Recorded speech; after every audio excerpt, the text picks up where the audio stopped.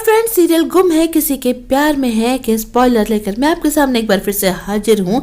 आने वाली कड़ी में हम देखने वाले हैं कि सावी की आंखें खुलती हैं। ईशान के बेडरूम में वो पहुंच चुकी है। कैसे पहुंच गई आप सोच रहे होंगे। भाई बताती हूँ यही तो मैं आपको बताने जा रही हूँ। लेकिन ये सुन लीजिए कि सावी की जब आंखें खुलती है तो वो देखती है कि ईशान के बेडरूम में है वो, और वहां पर रीवा और ईशान की तस्वीरें लगी है। वो कहती है आपने मुझसे शादी क्यों की, आपकी शादी तो रीवा से होने वाली थी, मैं इस शादी को नहीं मानती। जबकि रीवा भी कमरे में पहुंच जाती, ईशान से लिपट जाती है।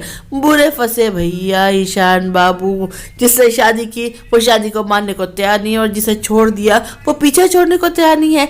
खैर, इसके पीछे की कहानी क्या है, कैसे पहुंची सावी उनके बेडरूम में, चलिए बताती हूँ। निशिकांत चाचा जी ने सावी को किडनैप करने के लिए कुछ आदमी लगाए थे। किडनैप वो हो भी गई थी, लेकिन वो उन्हें अच्छा खासा गच्चा देकर भाग गई है। अब किडनैपर्स उसका पीछा करते हैं। उधर ईशान बाबू सावी को बचाने पहुंच चुके हैं। किडनैपर्स गोली चलाते हैं, लेकिन ईशान की जगह सावी को लग जाती है। किडनैपर्स फोन करके निशिकांत चाचा जी को बताते हैं कि लड़की बड़ी चालाक थी, हमारी गिरफ्त से भाग निकली, लेकिन एक हीरो उसे बचाने आया था ईशान नाम का, हमने उसे टपका दिया।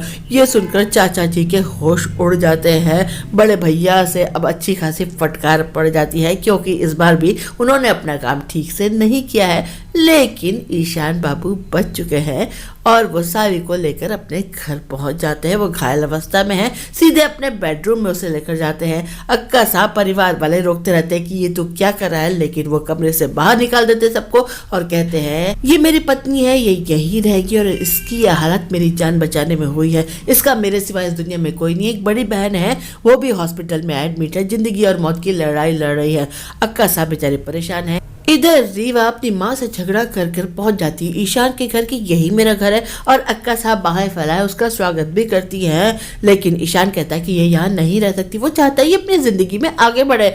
लेकिन रीवा भी पीछे छोड़ने को तैयार नहीं है, कहती चले जाऊंगी, लेकिन हाथ पकड़कर मुझे घर से बाहर निकालो, जिस तरह से कभी मेरा हाथ थामकर मुझे घर लेकर आए थे। ईशान बेचारा हाथ पकड़कर घर के दरवाजे तक लेकर भी जाता है, लेकिन रीवा है कि उसे छोड़ने को तैयार ही नहीं है। बुरे फंसे ईशान बाबू दो लड़कियों के बीच में फंस गए हैं। करेंगे तो क्या करेंगे, आने वाली कड़ी में हमें पता चलेगा। काफी इंटरेस्टिंग होती जा रही है स्टोरी लाइन, लव ट्रायंगल बन चुका है। तो आज के लिए इतना ही, मिलते हैं अगली कड़ी के स्पॉयलर्स के साथ। चलती हूँ, बाय।